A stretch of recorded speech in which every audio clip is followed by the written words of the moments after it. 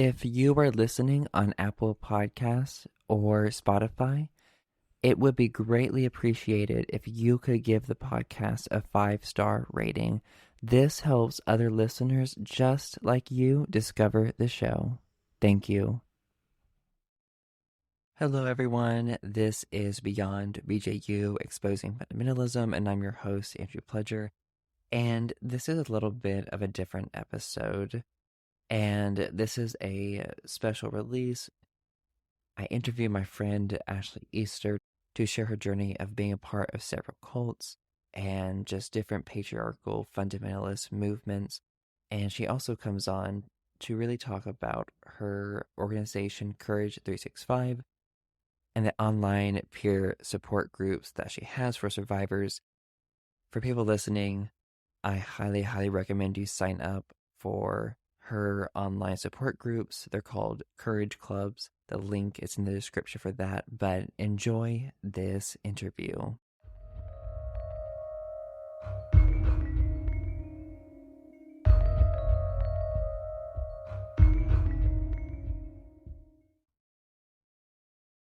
Hello, everyone. I am so happy to have my friend Ashley Easter on the show today. How are you doing, Ashley? I am so good. And every chance I get to talk with you, it just makes my day. So I'm really happy to be here. Oh, I feel the same about you. Like, I was so excited when we did this or scheduled this episode. I was like, oh, like it's been a while. I know I got to see you again in person in Winston a little bit back, and that was really great. But for people who are not familiar with you, could you introduce and share a little bit of your story? Absolutely. Yeah. So I'm Ashley Easter. My story is very much wrapped up in the independent fundamentalist Baptist movement. If I had to pick two documentaries to convey my story, it would be the Shiny Happy People documentary plus the Let Us Pray documentary. And hopefully your audience maybe is familiar with those. Not every single element in both documentaries was there, but a lot of the ideology was, and they cross over. And Bob Jones University, I know that's a big thing that you talk about here. I did not go, but definitely people from our church went. It was one of the approved colleges, universities. And I remember, I think they brought some sort of a drama club a few times to our church to try to get people to come.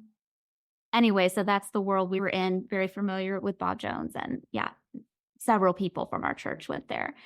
Yeah, so I like to describe my story as these different little movements that stacked inside of each other. So there was the independent fundamentalist Baptist movement, which I think your audience is pretty familiar with.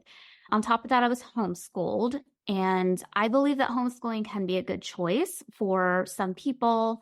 Olympic athletes, sometimes they homeschool so they can hone their craft. I know during the height of the pandemic, people were coming home for safety reasons, and Black and Brown and LGBTQ plus students, sometimes they're homeschooled to protect them from bullying. There's a lot of reasons that you can homeschool and it can be done well, but it's not always done well. And that was my experience.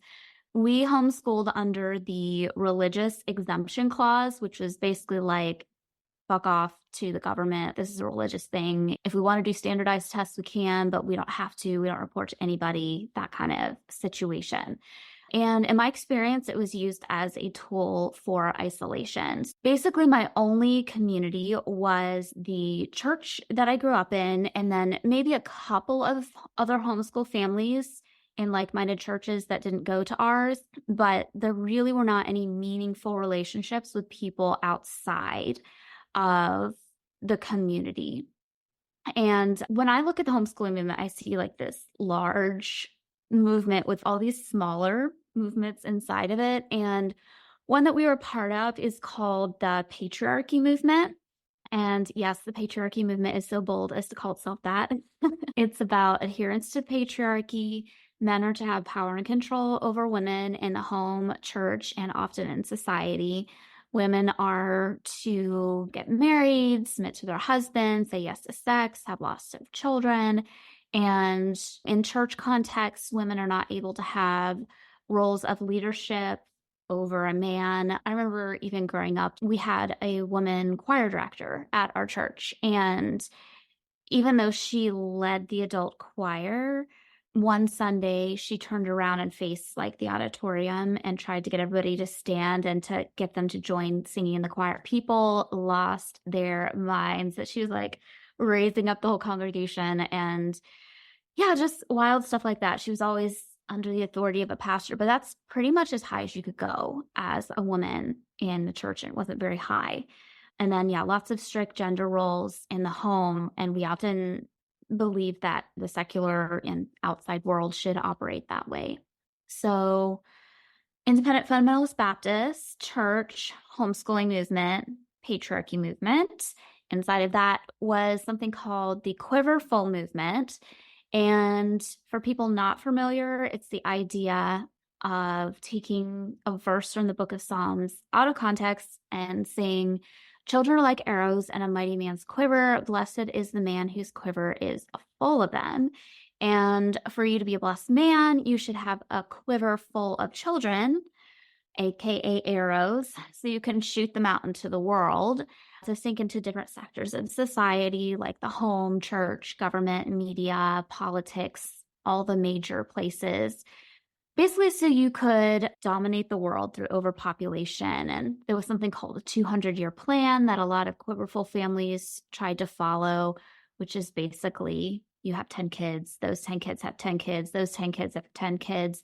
Your friends are doing this and on for 200 years. You have this astronomical amount of descendants, and you're just overcoming the world through overpopulation with this very patriarchal, rigid religious viewpoint. So that's what I grew up in. And there was one other little movement inside. I always use the analogy of the Russian nesting dolls, how they're like all stacked inside, but they're just one terrible doll. But the very littlest doll in the middle of all those movements is the stay-at-home daughter movement. And I was a part of that. The idea of being a stay-at-home daughter is if little girls submit to their father and adult married women submit to their husbands, who do adult unmarried women submit to? Be a travesty if they didn't submit to anybody for a period of time in their life. Who knows what might happen to them? The stay-at-home daughter movement was born. Adult unmarried women continue to submit to their father until they're given away in marriage to another man that they then submit to for the rest of their life.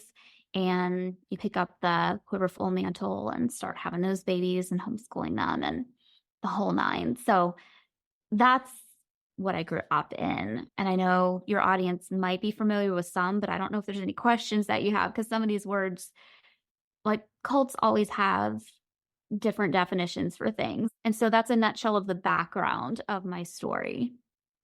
Wow, that is a lot to unpack. And I know I had heard your story before this, and I know I was excited to have you on because it was just for me, like you were just, it's like cult within cult. You're in so many different cults simultaneously, and that is just a level of indoctrination, just the insular nature of it. Like you were just inundated, covered with all this ideology, and you were told your destiny is to live this life of servitude to Mm, push this agenda, and it's scary.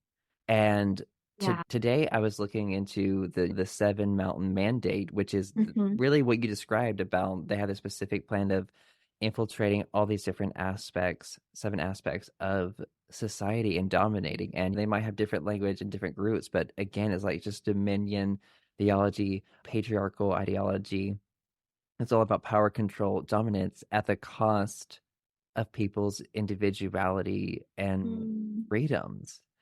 And I'm trying to think of in my audience's mind when I ask guests questions, I try to imagine that okay, this person has no idea what this is because it's hard for me as someone who grew up in fundamentalism to try to make sure we cover everything.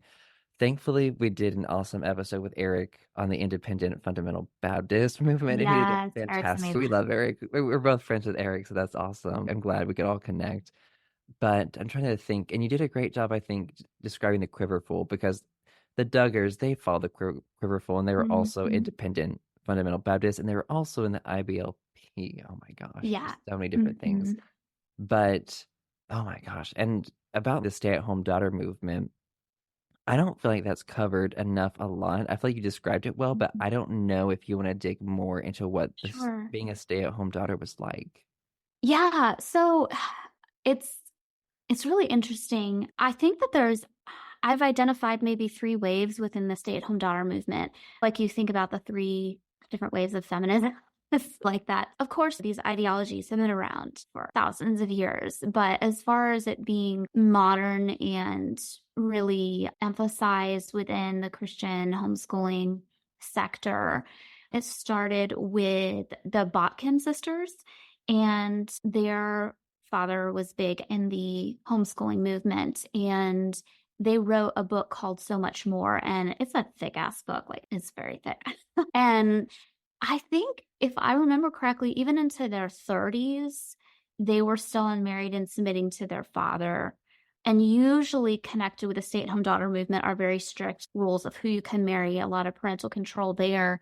But that's a lot of times what people's minds go to is that kind of first wave, because they wore the prairie dress look and it was just very classic old school Duggar looking and just very rigid without any kind of a modern twist. I would say that I was a part of probably the second wave of the stay at home daughter movement, which had basically the same ideologies, but it had a little bit more of a modern wrapping on it. For instance, I did wear blue jeans. Now, they were modest blue jeans, and the styles that I wore were still very restricted, but it was a little bit more culturally relevant. So we didn't look as weird. I looked weird, but not as the prairie dress situation. And one of the people who made the what I would call the second wave popular is a woman named Jasmine Bachman. She now has it's actually different from the Botkins. It's Bachman. And if you're familiar with Vodi Bachman, it's actually his daughter. He's like very popular with the like Together for the Gospel and Gospel Coalition group, very much into the sector. But he, creepy stuff that he's written about daughters and how that's why so many men cheat is because they don't get attention from their daughters and just weird stuff. But she wrote a book called Joyfully at Home, and that was the one that I was given. And that was more of the movement influences that I was a part of. She did get some education, but it was, I believe she went to college at home, took online courses. So she was still under her father's authority. But there's almost this romanticized version of the relationship between the father and daughter, at least in the books. And romanticized, I don't necessarily mean sexualized, though I do pick up hints of that in some of the literature, and some of the stuff Fodi said is very concerning to me. But more so, if you follow your father and submit to him and practice being the submissive woman to him, you're going to have this beautiful, wonderful relationship, and it's going to be so strong, and it's just going to be lovely. And I don't think that's how it ended up for a lot of women. That wasn't how it ended up for me. My dad, I always feel like he was afraid of me, which is odd. I never had a good relationship with him, no matter if I submitted or didn't submit. There was nothing I could do to garner a strong relationship. But I think that was the pull for a lot of women, was in these fundamentalist movements, sometimes there's favoritism towards sons. And so if you can be the submissive daughter that's like the little pet, then you get some love and affection and supposedly protection. But then it's like any type of fundamentalism. You have rules to follow, and there's no gray. It's all black and white. You have somebody telling you what to do. And if you have been isolated from the greater world, when you hit 18, it's scary to think of trying to be an adult when you've never had that gradual exposure to normal society. And so I think for a lot of women in the beginning, it felt like, okay, my father's going to protect me. And I'm never going to, because I've never been trained how to take care of myself, I'm never going to have to. But even when it's said in flowery language or harsh language, it ends up being a tool for control. There were a lot of women who were not allowed to go to college. I think that was like first wave. Second wave, you could. I was allowed to. I didn't go because I was like, if I'm going to have all these babies and get married, what's the point? Plus, I'm dyslexic, and there were not as many supports back then for people with dyslexia and such. But yeah, and then you have the what I would call the third wave, which would be more like, are you familiar with Girl Defined? It's a like a YouTube channel. Yeah, I unfortunately am. Yeah. Okay. I would call them like third wave stay-at-home daughters. I don't even think they use that word. Now they're married, but it's just very romanticizing the 1950s kind of thing, very much about submission. They're very beautiful girls, look very trendy, even though they're modest. I think they used to be models or something like that. But the belief and control is still there. I used to have a blog called Stay at Home Daughter, and I wrote to about 3,500 women about adherence to the patriarchy. And yeah, I had people email me and say, oh, I've read your blog and I'm quitting my job so I can submit to my father. And I feel terrible about that. I was a teenager, but any chance I get, I'm like, if y'all have read my old blog, I apologize. It was awful. It was terrible. I did not know what I was talking about at the time. Sincerely, I was trying to help, but it was crap. And yeah, I apologize to anybody who read that shit. Yeah, I hope you've been able to give yourself like self-compassion just because you were so indoctrinated, just all the levels of the groups you're in, the control. And did you have anyone reach out and tell you, I think this is harmful, or I think you're in a bad situation, or I think you're in a cult, or Yeah. And so it was like this forum, and I'm sure there were some people who were nice on there, but they got some really snarky people who would then come to my blog and comment really sometimes awful things to me.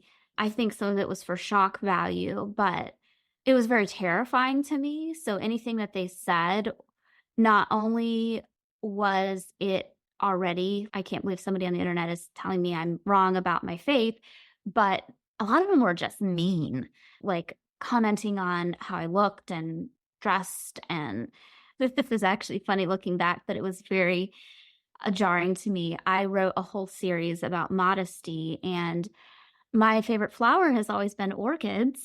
And I used an orchid as the cover photo.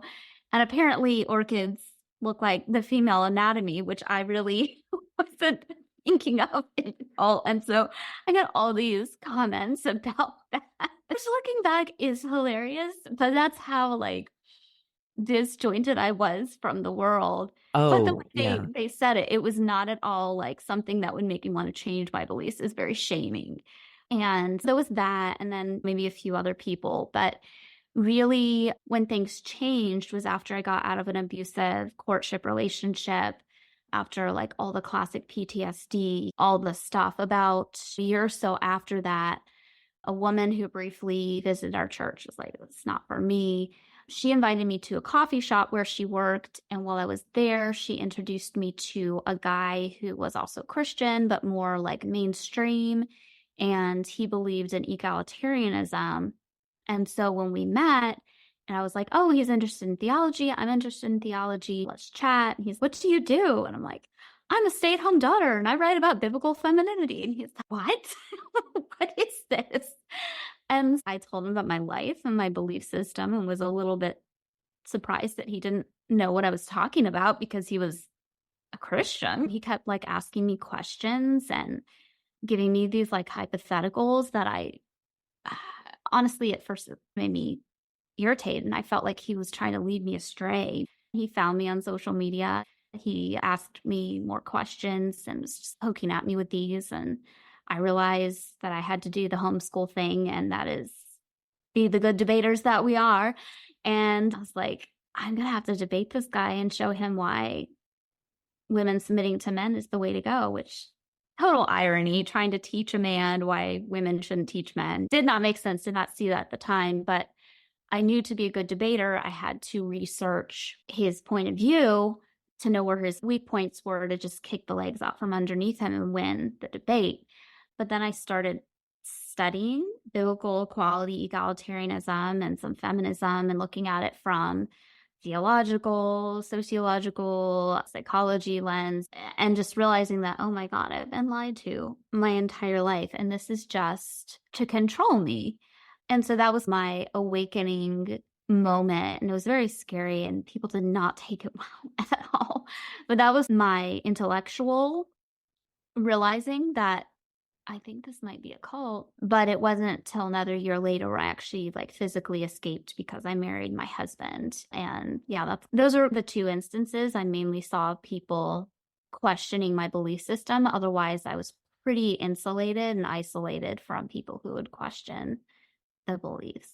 Yeah. Yeah, I'm sure it is so life-changing. That's your whole identity. And also just the sense of betrayal that Yeah. comes from that too. Oh my gosh. Of Yeah. your family, this institution, this church, all these Mhm. places that, oh my gosh, I trusted them. They caused so much harm to me. They're trying to control me. And then Mhm. your whole identity is wrapped up in it. So, like, when that's taken away, like, how did you deal with that? Like, emotionally, mentally, psychologically cope with that? It was honestly terrifying because, like you said, it was a deep part of my identity. And honestly, the patriarchal piece was core to pretty much all of my beliefs. And so just pulling out that piece, everything came crashing down. And I'm like, if they lied to me about this, what else have they lied to me about? And my journey to where I'm at now, which is more towards the spiritual but not religious side of things, did not start there. Like at first, I started reading egalitarian theology material and actually like looking at passages in the Bible where it was like, there's no male and female. We're all one in Christ. And I was like, why does nobody talk about this? And then like finding like female apostles and pastors, and call them pastors in the Bible, but and just being mind blown over and over. And so for me, I had to step into a more liberal version of my faith. And I was able to cling to, oh, I'm still Christian for many years after that. And I think not giving up on everything made things a little bit easier, but my beliefs were radically different. Like it probably within a year and a half, like I had already been like, oh, hell's a lie too. And like all these different things. And once you realize you're not going to burn in flames if you get something wrong, then, you have this freedom to explore and not know the answers to things. But in the beginning, it was very tense. There was probably about 8 hours of intense conversation with my family and their disapproval, me trying to be respectful, but tell them, like, I'm not going to obey you anymore. And I'm going to pick my own partners and I'm going to date. And just them not being pleased and seeing kind of the way they reacted and responded to others previously being like turned in on me. And I hadn't really faced that since I was a young child. I had been a good girl thing. And so seeing it like turn on me was shocking. But I will say one thing that was super helpful. I came across one was a blog and then one was a book. The blog was, what was it? The book was Quivering Daughters, and it was about women in the Quiverful movement. And it described not only the stay-at-home daughters, but exactly how parents would respond when you would try to stand up for yourself. And so it was like this blueprint. My parents did exactly what the book was going to say. So that was one way I coped, was like realizing that, oh, there's actually like a playbook on how they're going to respond. And I can like almost word for word compare. Otherwise, I think I would have backed down if I hadn't had that. And then, yeah, so that the book was Quivering Daughters, and then the blog was No Longer Quivering. I don't think that's updated, and I think the book is out of print, but that was really helpful to me. But if I hadn't had access to the internet, I don't think I ever would have gotten out because I never would have been able to find that research privately. Yeah, and I think cults try so hard to control that information, and Yeah. that is the weakness in the digital age. And we see a lot of really a fight back for that control of information that a lot of these Mhm. Christian nationalist, dominionist theology people do. But I'm so glad you got out and that you had an amazing husband Oh my to God, or yes. partner to get you out of that. And I've met Will, amazing. Like it's just because Yeah. what's sad is a lot of women end up going from that abusive environment into an abusive relationship, which is just not on purpose, but it's just you've been groomed to do that, honestly. So I'm glad you were able to find a healthy Mm, relationship and someone me who could too. rescue you from that. And you've had quite the journey. Like you are an incredible advocate. Like you have Courage Oh. 365. You did a TED Talk recently, which I'll link that too. I highly recommend it because like when I watched your TED Talk, like I saw like the picture of you in your Mm, dress and your clothes, and I was it just broke my heart because you looked so sad. yeah. You like weren't an individual. You were just like an object that was just being Mm. controlled. And then it was so incredible because you're wearing like this pink outfit that did not meet the stupid patriarchal standards. Like, yes, Showed I'm a like, little leg. I love it. I was like, yes. I'm like, go Ashley, looking so cute and adorable on stage and like confident. It was like just to see that growth and that change and just to share that. Like, it's so inspiring to go through all these difficult things, survive it, start healing, and then helping other people to wake up to that. It's Mm. just, oh my gosh, it's just, I'm excited to see more of the incredible things you're going to do. Oh, thank you. I really feel like that was a big part of my healing journey. Therapy, obviously, but one of the biggest things that was helpful for me was finding out that I wasn't alone, and talking about my story allowed me to connect with other people who'd had similar experiences. And that would affirm to me that I'm not alone. That would affirm to them that they're not alone.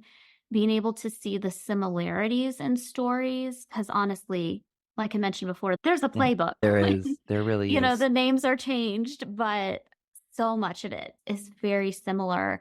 And that made me realize, okay, this isn't just me. This is a whole thing. And what I found that really was what started my advocacy work was I was talking about my story, and then hundreds of survivors were reaching out in a variety of different ways and just saying, I've experienced this type of thing too. I feel so alone and isolated. And I'm thinking like, I'm talking to so many of you about the same thing. You're not alone.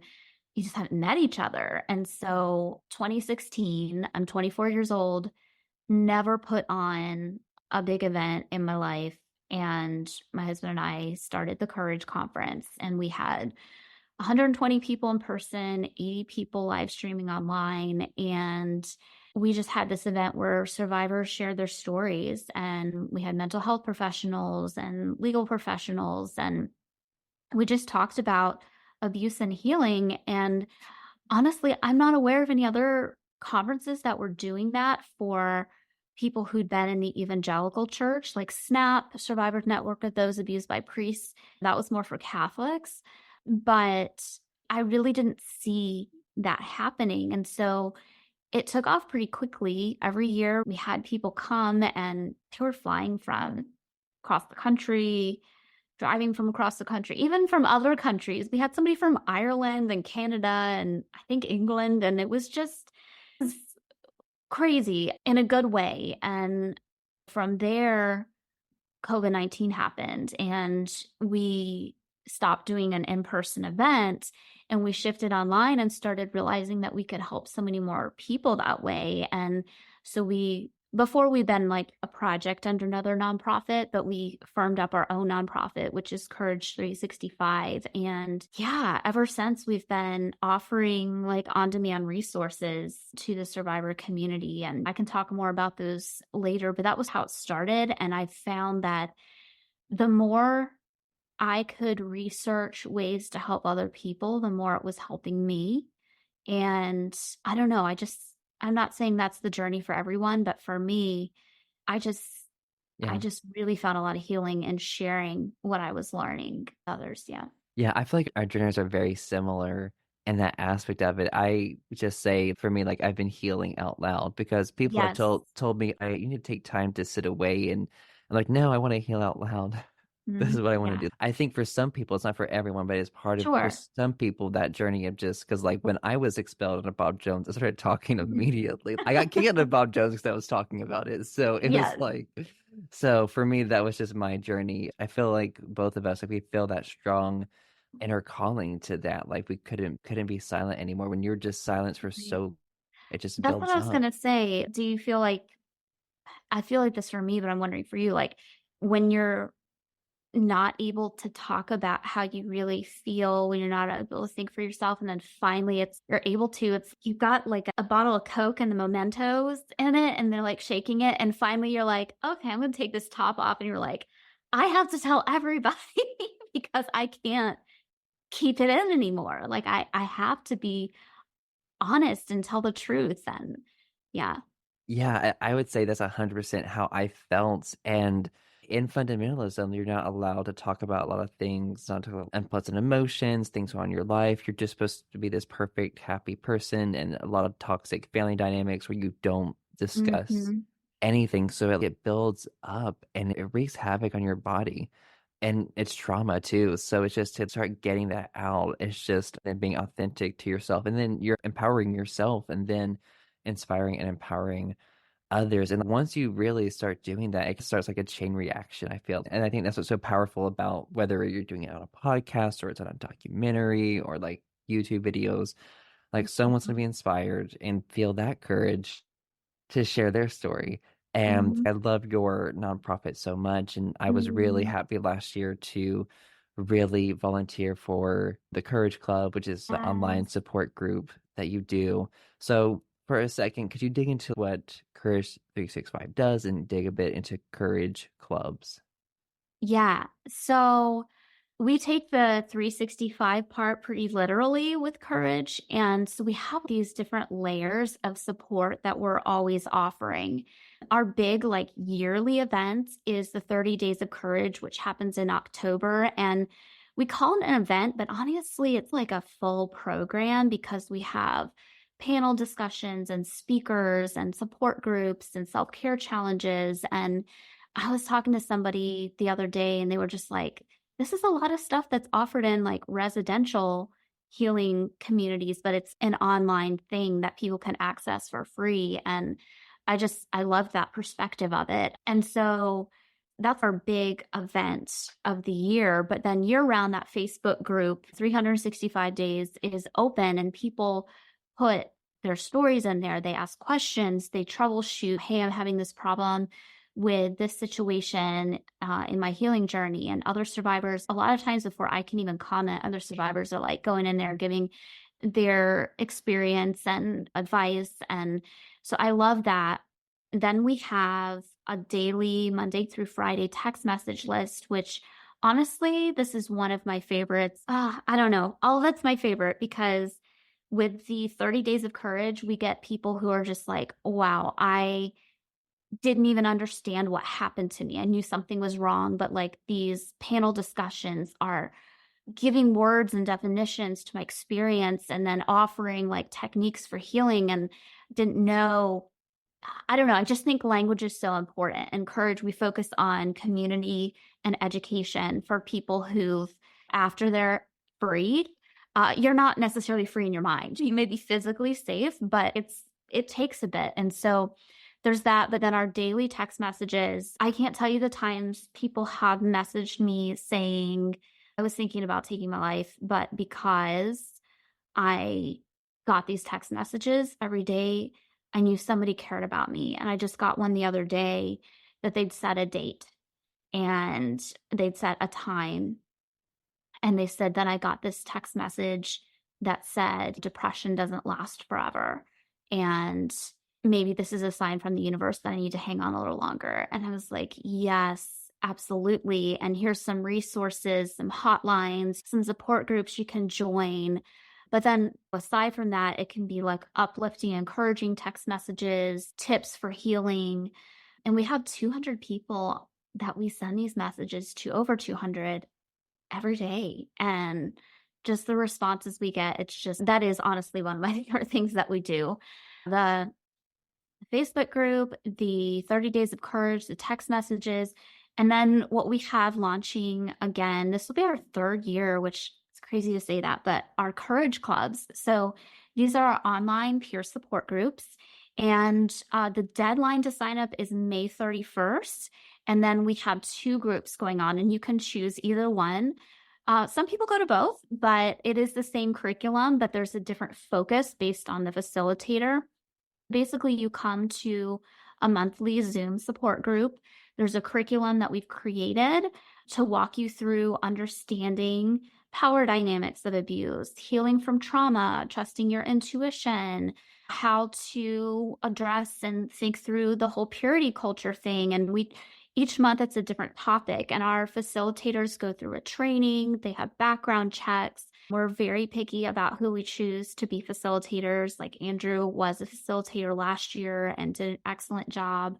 This year, the two groups that were voted up as the top ones we need to bring back, one is on relationship abuse. It used to be domestic violence, but we've switched it to relationship to broaden it, because when you think of domestic violence, a lot of times people think of intimate partner violence. And yes, that's addressed, but it could also be relationship with a toxic parent or a sibling or something of that nature. And then we have a group specifically for people who've had some sort of a spiritual element to their abuse. Maybe it was a pastor who harmed them, or maybe it was a pastor who shamed them, or a family member who was a person of faith who shamed them. But if there was like a religious, spiritual element to it, that's the group to go to. And yeah, our facilitators are great. They message people, they keep in touch with them. Bridget is our newest facilitator. She's doing the spiritual abuse one, but Marianne is doing the relationship one. And I think her original group of people have gone, it was supposed to last 6 months, and they've done it for about, I want to say, over a year now. And some of the same people are still in it because they just were like, let's do the curriculum again, or let's add some things. And so just the camaraderie people build in there, and just the feedback we've gotten of, oh my gosh, I look forward to these so much. And it's just, not everybody can go to a support group in person. And honestly, even if you can, it's not like the gym. You'll probably feel better when you go, but like the actual getting up, getting dressed, getting out of your house to go, it's such a barrier, especially if you have an autoimmune situation or whatever. But if you could just like be like, okay, I can just pop on Zoom for a few minutes, and then you get into it and you're like, oh my gosh, this is great. I'm really getting to know other people and this is helpful. It's just less of a barrier.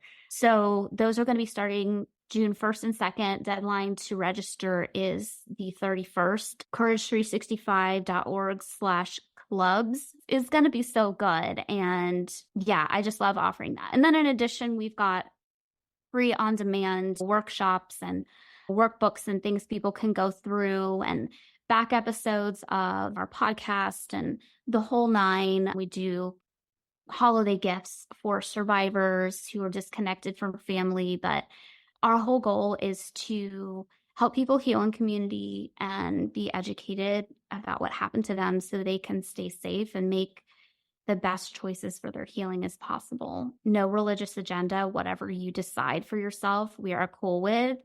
And we don't push people one way or the other with our group. Yeah, thank you so much for sharing that. And yeah, I'm really excited for like people to get involved with your courage clubs, and for Bob Jones survivors or any survivors listening. I know different people have asked me to do a specific Bob Jones support group, but I will not be able to do that because of my own mental health and taking care of myself. So sign up for Ashley's courage clubs.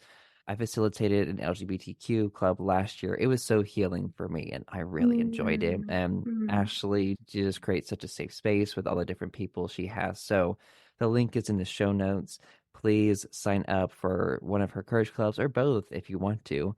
And the deadline is May 31st. It And is, so, yeah. okay, gotcha. Okay, yeah. So I highly encourage people, please, if that's something you desire, sign up for that. And I can promise you, you will not regret it. Yeah, yeah. Just the feedback we get, yeah, I'm just so thankful that we can offer this, truly. Yeah, Yes. I wish this had been around for me when I was Oh, coming up. yeah. Yeah. But And I think that's a common thing too with survivors, like us becoming the person that we needed. Oh my yeah. gosh. Such Yeah. another aspect. But yeah, thank you for coming on. Is there anything else you would like to say? I'm just really grateful for the opportunity. I would say no matter where you're at in your survivor journey, if you're just have left, are considering leaving, or have gone for a long time, I think the most anti-cult thing you can do is to learn to trust your intuition, trust your gut. It serves the people who want to control you when they tell you you can't trust yourself, when they tell you that it's wrong for you to ask questions or look at different sources of information to try to find answers, to look outside the box. I really am just such a huge supporter of learning how to trust yourself, learning the difference between your intuition and any fear that's coming up because they're different, and then doing what's best for you. Everybody's healing journey is different. And maybe you're like, and us, where you feel like that Coke bottle being shaken, or maybe you're somebody who's, I don't want to talk about this out loud. That is okay. But find out what is a good path for you and try to connect in some sort of a safe community, whether it's a larger group or just one or two people, because I'm telling you, it makes all the difference to know you're not alone and that there are people supporting you. So that's really all I would say. I really love our conversations. So thanks, Andrew. Of course, I do too. And thank you for sharing that powerful advice because I think it's so true is healing can never happen in isolation. And one thing I want to say is I think some healing has to take place to get out of that isolation. Mhm. It is hard to get there, and I think that is a part of it, and it's so difficult, but it cannot happen fully and Yeah, alone. So you have to yeah. connect with people, have that genuine community where you're safe, where you're seen, heard, and understood and respected as an individual, that genuine community where you can be yourself. And I think that's what was powerful about your TED Talk, like something you said at the end, "Can I be me in this group?" Something like that. I'm paraphrasing. And I can promise people, like, when you get involved with any of these courage clubs, you can be yourself. But thank you again, Mhm. Ashley, for coming on the show today. Thank you so much. Oh, of course. And for everyone listening, this was Beyond BJU.